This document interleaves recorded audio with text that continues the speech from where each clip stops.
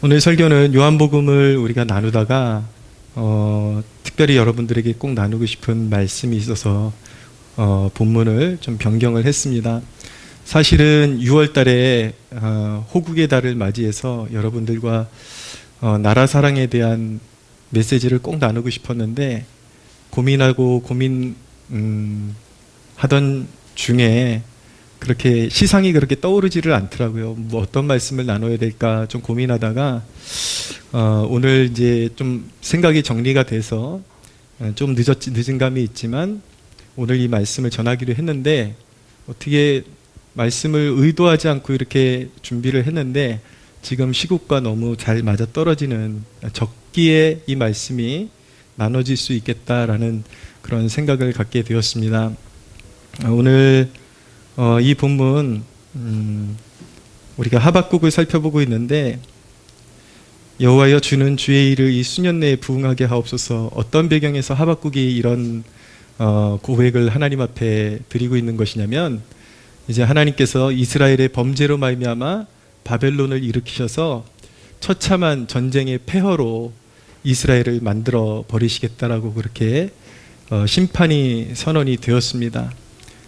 말로 못할 이제 역경과 고난이 이스라엘 백성들에게 찾아올 텐데 하나님께서 거기서 말씀을 끝내신 것이 아니라 그렇지만 하나님의 백성들이 연단을 잘 받고 연단을 통과하고 나면 그 중에 그루터기를 일으키셔서 하나님의 영광을 하나님의 백성들을 포로기 위해서 다시 돌이키셔가지고 하나님의 영광을 다시 회복시키시겠다라는 약속을 주셨는데 바로 그 시점을 바라보면서 아직 지금 하박국이 이 고백을 할 때에는 아직 그 환란이 임하지 않은 상태예요. 그냥 하나님께서 선포하신 예언을 듣고 그렇지만 그 환란으로 마음의 고통이 올 때에 하나님이 주신 부흥케 하리라는 그 약속의 말씀을 붙들고 하나님 앞에 자비와 긍휼을 구하는 대목입니다. 하나님, 이 수년 내에 우리를 다시 부흥케 하옵소서. 그러니까 고통은 어쩔 수 없이 우리가 받아들여야 되는데 하나님의 백성이 받아들여야 되는데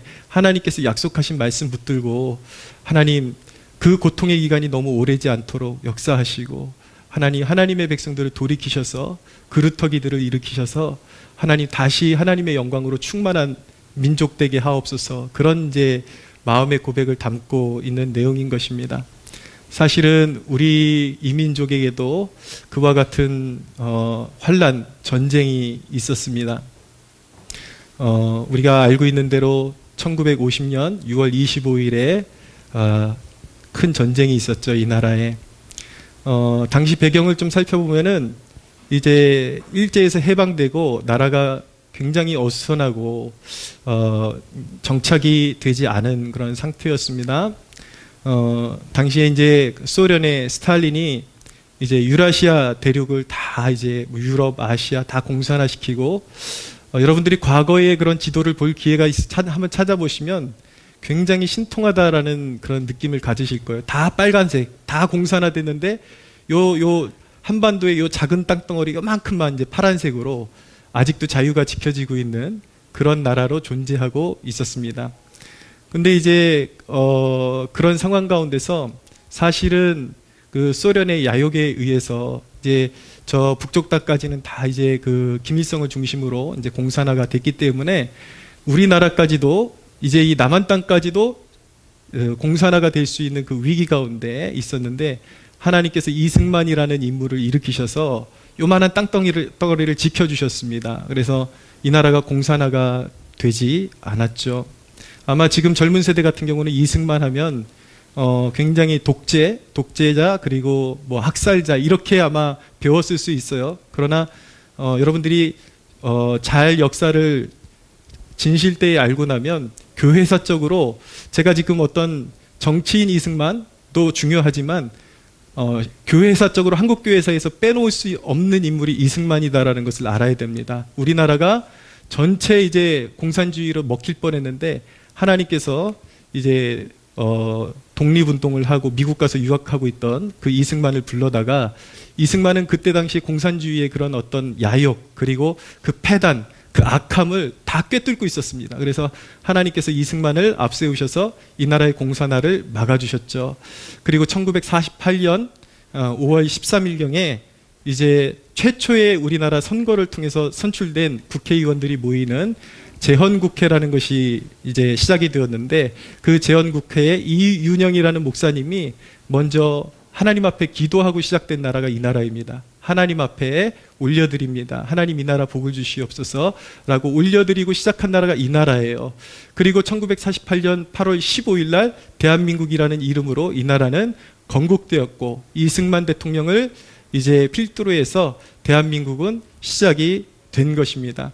그런데 2년이 채 지나지 못해가지고 스탈린은 자신의 꼭두각시인 김일성을 앞세워가지고 이 나라를 철저히 짓밟았습니다. 소련의 그 엄청난 무기들, 탱크, 비행기 이런 것들 다 동원해가지고, 우리나라는 그때 비행기 한 대, 전투기 한 대 없고, 그리고 탱크도 한 대도 없는 그런 상황 가운데 그나마도 주일이었는데, 그날이 6.25 그날이 주일이었는데 우리나라의 뭐 군에 침투한 간첩들 때문이었는지 이상하게 그날 군이 다 비어 있었습니다. 다 휴가 가서 장성들이 다 술 취하고 그렇게 흥청망청해서 아무도 지킬 수 없는 그런 나라인데, 그때를 틈타 가지고 이제 김일성이 쳐들어오게 된 것입니다. 그래서 이 나라에서 민간인과 군인들 합쳐서 250만 명이 죽임을 당하고 온 나라가 쑥대밭이 되고 폐허가 되어버렸죠. 김일성은 이 나라를 3주 안에 먹으려고 그렇게 계획을 세웠습니다. 그때 당시 우리나라 이 남한의 그런 어떤 경제력 그리고 국방력을 생각하면 3주도 걸리지 않을 만한 그런 이제 상황이었습니다. 먹으려 그러면 얼마든지 그냥 길거리에서 돌 하나 줍듯이 북한이 먹을 수 있는 그런 상황이었는데, 정말 이 나라가 북한에게 먹히지 않고 보존될 수 있었던 것은 그 전쟁 가운데 고비고비마다 하나님께서 함께 하시고 역사하셨기 때문에 이 나라가 이렇게 보존된 것입니다.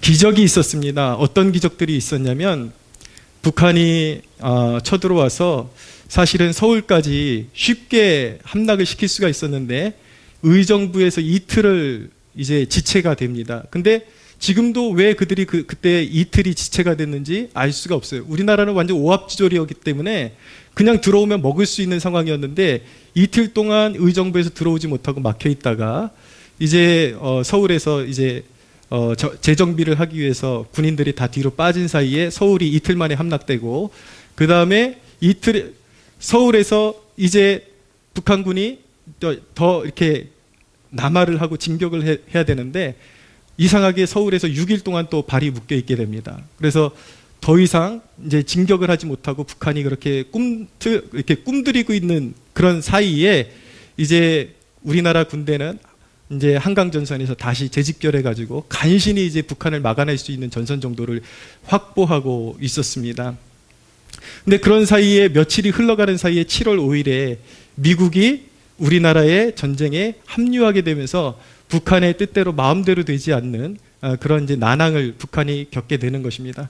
그럼에도 불구하고 이제 시간을 조금 이제 벌어서 재정비는 했지만, 그때 우리의 상황이 이제 부산까지 밀려가지고 부산 하나만 남기고 이제 다 먹힌 상태가 돼가지고 부산만 먹으면 우리나라는 완전히 공산화되는 그런 위기 가운데 있었습니다.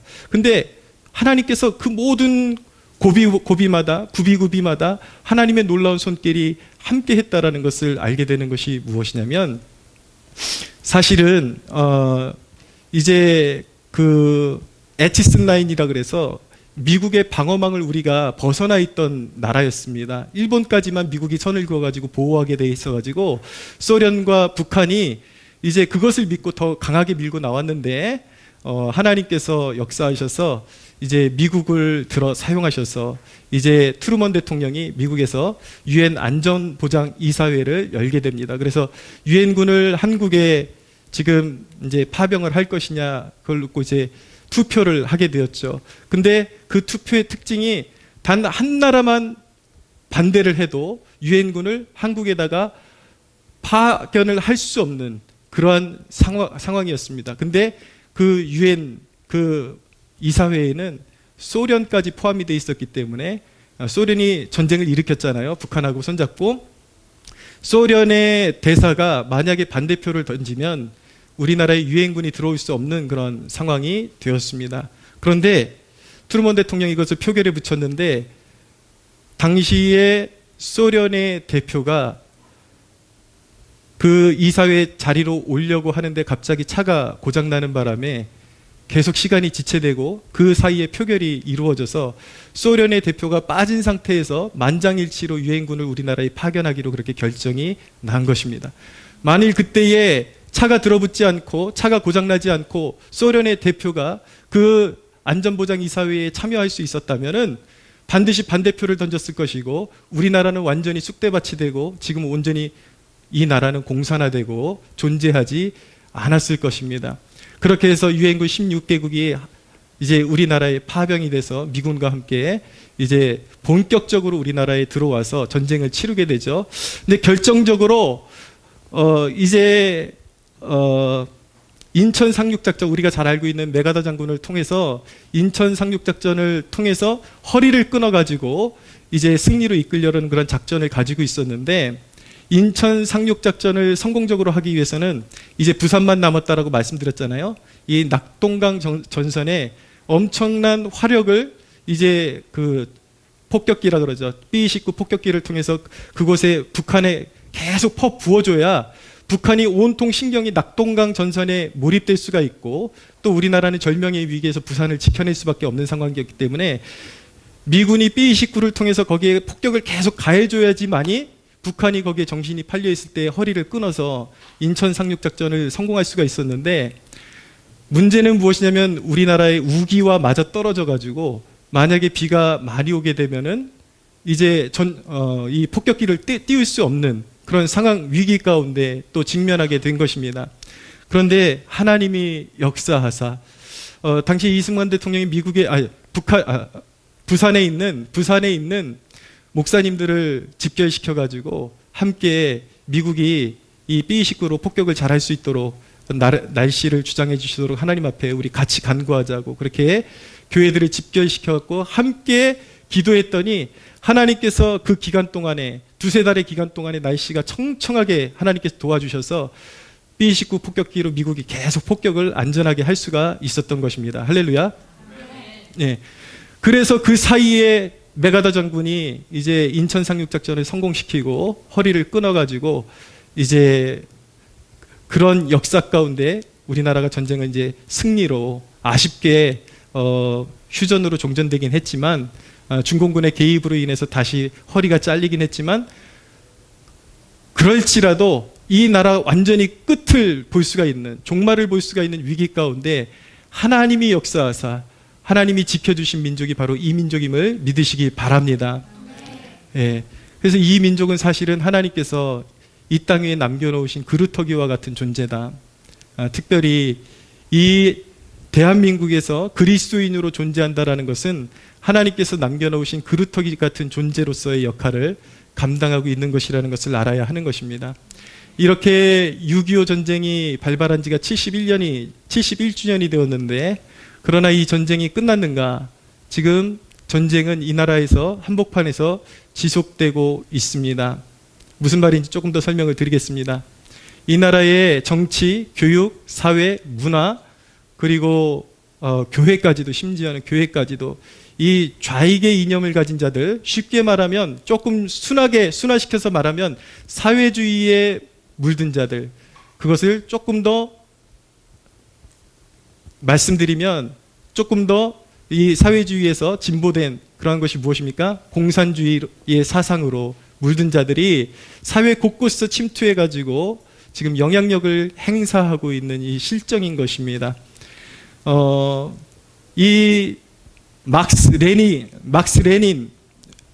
이 공산주의 사상, 사회주의 사상이 대학가에 침투하고 김일성의 주체 사상이 대학가에 침투하면서 그 사상으로 교육받고 무장된 사람들이 성장해가지고 오늘날의 이 대한민국의 집권 세력이 되었습니다. 여러분, 지금 이 시대에 이 나라의 정책들을 우리가 잘 살펴볼 필요가 있는 것이 무엇이냐면 평등이라는 것이 굉장히 강조되죠. 그러나 평등을 주장하지만 있는 자를 굉장히 적대시하게 만드는 계층 간의 갈등을 만들어내는 이러한 사상들, 이러한 사회 구조를 만들어가는 것 그리고 있는 자들의 것을 국가가 환수하고 그리고 무리한 세금을 물리거나 아니면 국가가 소유하고 분배하겠다. 이것은 여러분 이런 것들이 바로 이러한 사상들이 바로 공산주의 사상의 실험적인 그런 일들이라고 말씀드릴 수가 있겠습니다. 사람들은 국가가 책임지고 더 많은 돈을 복지를 주고 혜택을 주면 좋은 것 아니냐라고 그렇게 생각할지 모르겠지만 이 국가가 백성의 삶을 책임진다라는 것은요 무엇과 같은 것이냐면 국가가 절대적인 권력 아래에 백성들을 억압하겠다라는 그런 의도가 거기 숨겨져 있는 것입니다. 나중에 국가가 다 나눠주고 백성들이 거기에 전적으로 의존하게 된다면 어떻게 되는지 아십니까? 국가가 자기 입맛대로 너 나한테 복종하지 않으면 너한테 주는 혜택 다 끊어버릴 거야. 이렇게 되는 거예요. 그것이 굉장히 무서운 것입니다. 여러분 국가가 막 나눠준다 그래서 좋아하지 마십시오. 그것은 결코 좋은 것이 아닙니다. 그것은 다분히 공산주의적인 사상을 가지고 점점 국가를 가난하게 만들고 백성들을 국가에 복속시키기 위해서 복종시키기 위해서 자유를 억압하고 백성들을 굴복시키기 위해서 점점 사회주의와 이 공산주의적인 사상을 가진 정치인들이 점점 나라를 그렇게 바꾸어가는 거예요. 특별히 우리 그리스도인들이 너무 공짜 좋아하면 안 됩니다. 무조건 그냥 주는 대로 받아먹으려고 그러고 국가가 책임져주면 좋아하고 그것이 아니라 내가 일할 수 있는 터전을 받아서 내가 일해서 벌어서 살 수 있는 나라가 좋은 나라인 것입니다. 할렐루야. 여러분 한경직 목사님은 이미 경고를 했습니다. 이 땅에 남아있는 사회주의자, 공산주의자들이 명칭을 민주주의 그리고 민주화운동이라는 이름을 가지고 활개를 치고 있다라고 그렇게 경고를 했습니다. 근데 이미 수십 년이 지나고 있는 지금까지도 오히려 지금 그런 세력들이 더 활개를 치고 지금 그런 세력들의 꽃이 핀 시대 같아요. 가장 그들이 집권하고 가장 활개를 치고 있는 그 중심에 우리가 지금 서 있는 것입니다. 여러분들은 잘 실감이 안 날지 모르겠지만 그 사람의 이 뇌리에 들어있는 이 사상이 얼마나 무서운 건가.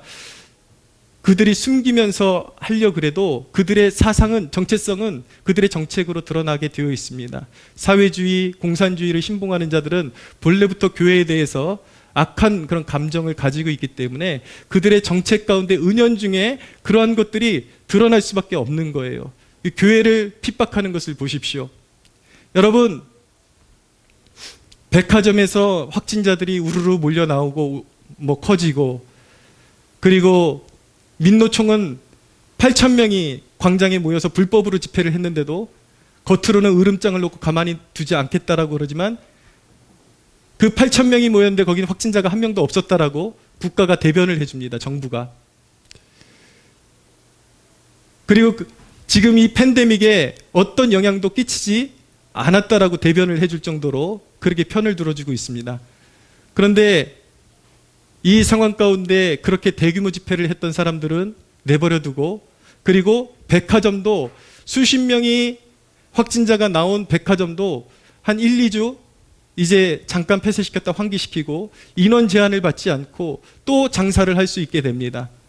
그런데 여러분 결국 또 어디에 숨통을 끊고 있는지 아십니까? 교회는 또 비대면 예배로 드려라. 카메라만 두고 사람들 나오지 말아라.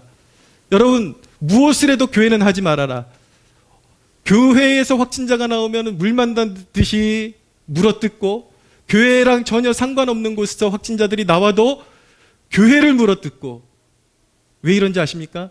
그들의 사상 중심에 하나님을 적대시하는 마음이 들어있기 때문에 이런 현상이 벌어지고 있는 것입니다. 깨어나야 돼요. 그리고 여러분 팬데믹이라 그러니까 또 두려우시죠? 우리 그리스도인들이 왜 이렇게 몸을 사리는지 몰라요.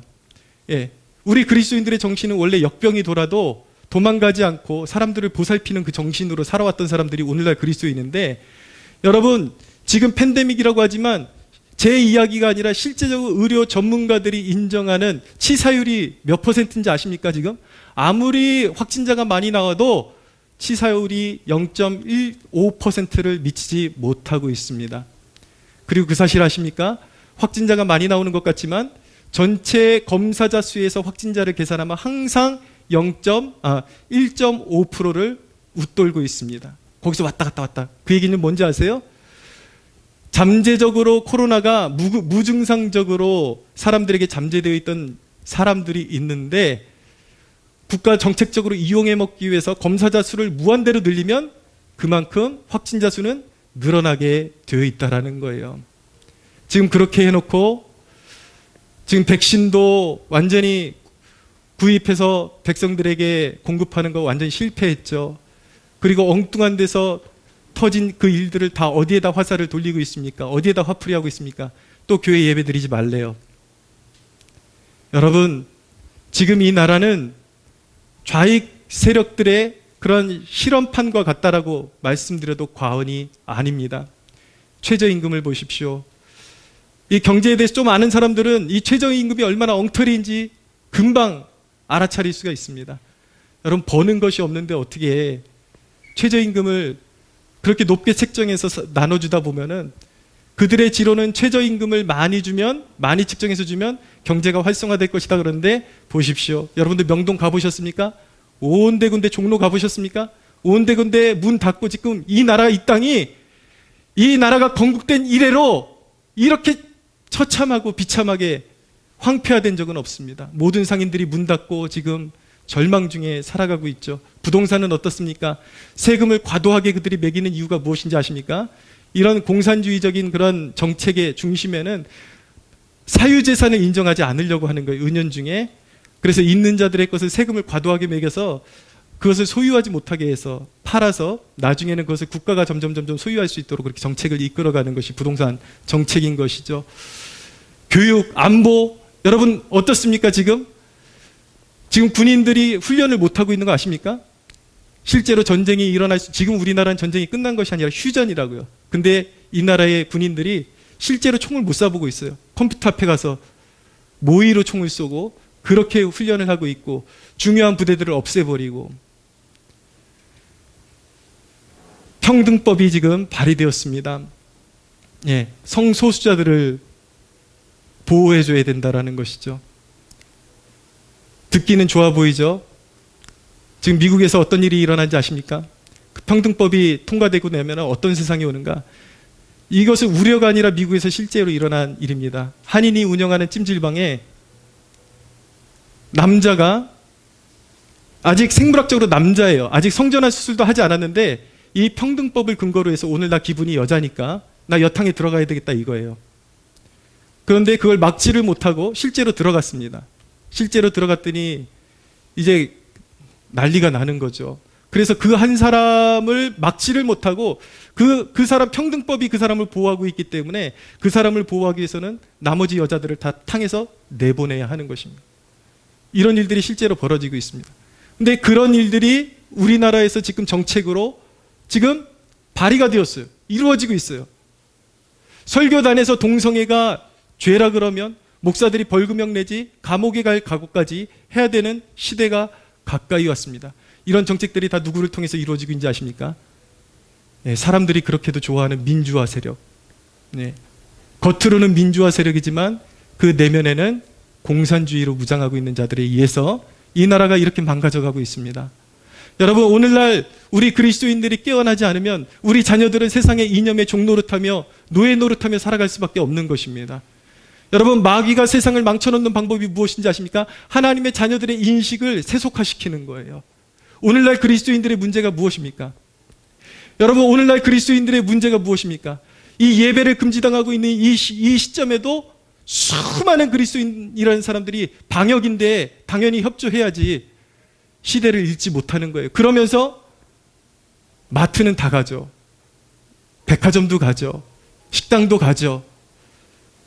본인들이 생계에 필요한 데선 다 가고 지하철도 타고 대중교통도 이용하고, 근데 그리스도인이라는 작자들이 앞서가지고 교회는 문 닫으라 그러는 이게 정상적인 지금 시국입니까, 여러분? 여러분, 사탄에게 속지 마십시오. 마귀는 속이는 자입니다. 할렐루야. 모든 권력, 이 하나님을 대적하는 권력의 배후에 눈에 보이지 않지만 어둠의 정사와 권세가 있다는 사실을 깨달으시기를 바랍니다. 우리 자녀들을 이대로 방치하면 이런 어둠의 이념의 종노릇하는 그런 시대가 올 수밖에 없는 것입니다. 우리 그리스도인들이 이 상황 가운데 깨어나지 않으면 이 영적인 험난한 전쟁, 아직도 끝나지 않은 이 이념의 전쟁에서 눈 감고 있으면 우리 예배는 끊임없이 지속적으로 짓밟힐 수밖에 없게 되는 것입니다. 여러분, 언제까지 우리가 잠들어 있어야 하는 것입니까? 여러분, 이런 이 국난을 이길 수 있는 길이 어디 있겠습니까? 우리는 이 국난에 대한 해결책을 하박국에서 우리는 찾을 수가 있는 것입니다. 하나님께서 하박국에게 하나님의 백성들이 돌이키면 바벨론의 멍에를 끊어버리시겠다라고 그렇게 약속을 하셨습니다. 우리가 우리의 정치 그리고 사회적인 그런 모든 국가의 사안을 하나님께서 다스리시고 하나님께서 주장하신다라는 것을 우리가 믿는다면, 첫째는 우리는 하박국처럼 엎드려 기도해야 하는 것입니다. 할렐루야. 여러분, 기도가 가장 중요한 것입니다. 기도는요, 영적인 눈에 보이지 않는 세계를 바꾸어서 눈에 보이지 않는 세계를 바꾸어서 눈에 보이는 세계를 바꾸는 것이 바로 기도인 것입니다. 하나님께서 그루터기를 일으키시면 바벨론의 멍에를 꺾어버리신다라고 말씀하셨습니다. 그럼 우리가 해야 할 일은 무엇입니까? 우리도 하박국처럼 주여 이 수년 내에 우리를 기억하시고 부흥케 하옵소서, 주님의 그루터기들을 일으켜 주옵소서라고 우리는 기도해야 하는 것입니다. 할렐루야. 여러분, 그런데 이 그루터기에 관한 그런 비밀스러운 부분이 있는데, 그것은 무엇이냐면 단순히 그것이 인간의 노력으로 이루어지는 것이 아니라 그루터기조차도 하나님이 일으키신다라는 것입니다. 무엇이 그루터기들을 일으키는가? 하나님의 긍휼이 멸망받아 마땅한 백성들 한가운데서 그루터기들을 일으키셔서 회복시켜 주시는 것입니다. 그렇기 때문에 우리는, 여러분, 정치활동도 우리는 참여해야 됩니다. 그러나 여러분, 저는 지금 우선순위를 말씀드리는 거예요. 아무리 여러분들이 정치활동을 열심히 해도 이 나라는 바뀌지 않습니다. 우선순위가 분명해야 합니다. 우리는 하박국의 마음으로 엎드려서 이 나라에 하나님의 백성들이 일어나고 하나님의 백성들이 정화되어지고 하나님의 얼굴을 구하는 세대가 되옵소서라고 우리가 깨어서 그런 이 시대에 우리를 남겨놓으신 그 목적에 따라서 우리는 순종하는 주의 백성들이 되어야 할 줄로 믿습니다. 예, 기도해야 바뀌는 것입니다. 기도해야 바뀌는 것입니다. 두 번째로, 우리가 철저히 성경적인 가치관을 가져야 하는 것입니다. 여러분, 부탁드립니다. 오늘 듣기에 따라서 여러분들이 살아온 그런 배경에 따라서 제 설교가 어쩌면 저거 정치적인 설교 아니냐라고 그렇게 오해하실 수도 있겠어요. 아니에요. 이 나라의 정말 절명과 같은 이 나라의 한복판에서 저는 호소하고 있는 것입니다. 여러분, 지역주의를 없애야 합니다. 지역주의가 사라져야 합니다. 여러분, 우리 집안은 대대로 민주당 옹호하는 집안이야. 이거 버리셔야 돼요. 여러분, 지금 그런 공산주의 사회주의의 사상을 가장 머릿속에 심고 가장 그런 사상을 가진 자들이 활개를 치고 있는 당이 어느 당인지 아십니까? 민주당입니다. 지금 집권 세력이에요. 저는 지금 제가 국민의힘의 옹호자다 그런 말씀 드리는 거 아니에요.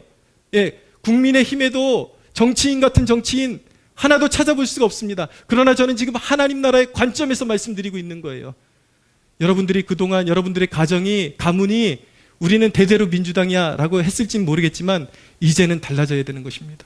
여러분들이 정말 민주당을 소중히 여겼던 지지자들이라면, 만약에 그런 분들이 계시다면 적어도 지금의 이 운동권 세력들, 김일성주의 그리고 막시즘으로 무장하고 있는 이 세력들이 정화되기까지는 결코 민주당을 지지해줘서는 안 되는 것입니다. 할렐루야. 여러분, 하나님께서 바벨론을 일으키신 이유가 무엇입니까? 하나님의 백성들이 부패했기 때문인 것입니다. 영적으로. 그러면 하나님께서 바벨론을 어떻게 꺾어주시겠다고 말씀하고 계십니까? 하나님의 백성들이 돌이키면 바벨론의 멍에는 꺾어질 거라고 말씀하고 있습니다. 우리는 우리가 주어진 상황 가운데서 하나님의 명을 받들 수 있는 것이 무엇인지를 우리는 깨달아야 되는 것입니다. 무엇입니까? 우리 시대의 바벨론의 멍에가 꺾어지려면 교회가 정신 차리고 교회가 정화되어져야 하는 것입니다. 할렐루야. 교회가 다시 중보와 그리고 복음 전파의 사명을 다시 붙들어야 하는 것입니다. 오늘 저와 여러분들의 신앙의 태도가 바로 이 나라의 운명과 앞날과 직결되어 있다는 사실을 기억하시기 바랍니다. 여러분, 대적들이 꺾이는 것은 단순히 대적들의 문제가 아니에요. 우리의 문제인 것입니다. 교회의 문제인 것입니다. 교회가 순결해지고 잃어버렸던 복음의 사명을 다시 되찾으면 하나님께서는 바벨론의 멍에를 꺾어주시겠다라고 약속하고 계십니다. 할렐루야. 개인의 경건이 회복되어야 하는 것입니다. 여러분, 나라가 잘못됐네. 물론 그 사람들이 잘못된 사상에 경도되어 있지만 여러분, 손가락질해서 국가가 변하지 않습니다. 나라는 변하지 않습니다. 내가 변화되어야 되는 것입니다. 나의 세속적인 것들. 여러분, 세상이 잘못 돌아가고 있다라고 욕하고는 있지만 나는 세속적으로 살고 나는 경건하지 못하고 나는 하나님과 멀어져 있고 복음의 사명을 감당하지 못하고 있다면 여러분, 아무리 욕해 보십시오. 나라는 바뀌지 않습니다. 저들 때문에 이 나라가 이렇게 어렵다고 아무리 외쳐보십시오. 바뀌지 않습니다. 하나님의 백성들이 각성하고 돌아오면 하나님께서 바벨론의 멍에를 꺾어 주실 것입니다. 할렐루야. 그러므로 여러분, 우리가 함께 모여서 이 작은 교회가 국가를 위해서 함께 기도하는 그 시간이 얼마나 소중한지 여러분들 가슴판에 새기시는 축복이 있게 되기를 바랍니다. 작은 것 같지만 그것을 통해서 이 나라는 변화될 거예요. 작은 것 같지만 그런 기도를 통해서 우리의 중보를 통해서 위기 가운데 이 나라가 오히려 전화위복되어지고 하나님의 영광이 드러나는 놀라운 역사를 보게 될 줄로 믿으시기 바랍니다. 세 번째입니다. 세 번째는 우리가 국민 주권을 잘 행사해야 이 나라에 소망이 있습니다. 사랑하는 여러분, 투표 잘하십시오. 지역주의, 우리 집안은 대대로 여기야, 그런 거 없습니다. 그들이 어떤 정책을 가지고 나오는지를 꼼꼼히 살펴보십시오.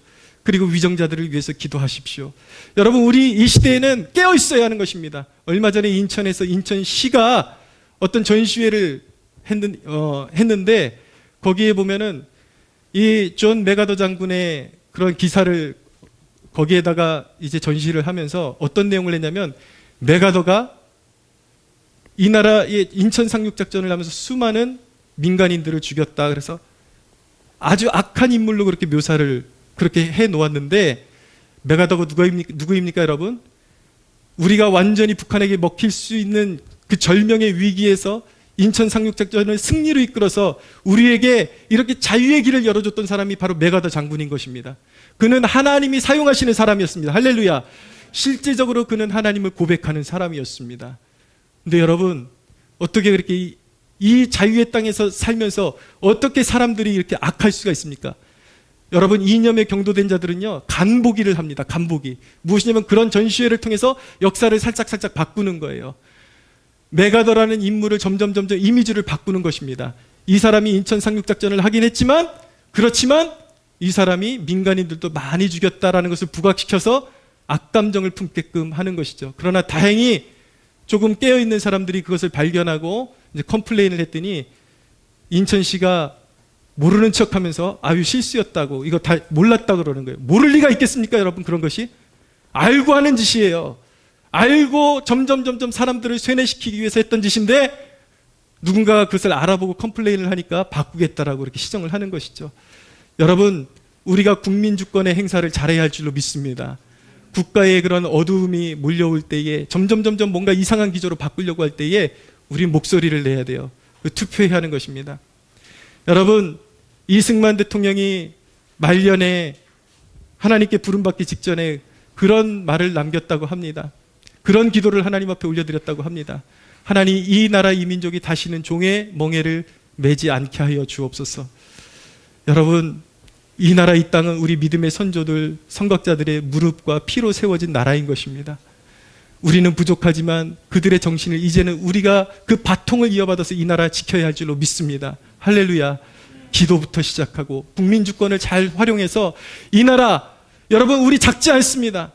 정말 이 나라가 공산화되기 그 직전에 아주 소수의 기독교인들을 깨우셔서 이 나라를 보존해 주셨는데 우리 교회 작지 않습니다. 할렐루야. 여기 있는 사람들만 깨어서 그렇게 살려고 몸부림쳐도 이 나라에 소망이 있을 것입니다. 하나님께서 우리 기도를 들어주실 것이고 하나님께서 수년 내로 이 민족을 부흥케 해주실 것을 우리는 믿고 우리 함께 하나님 앞에 중보의 사명 감당하는 복된 성도들 되시기를 예수님의 이름으로 축원합니다. 하나님께 영광의 박수 올려드리겠습니다.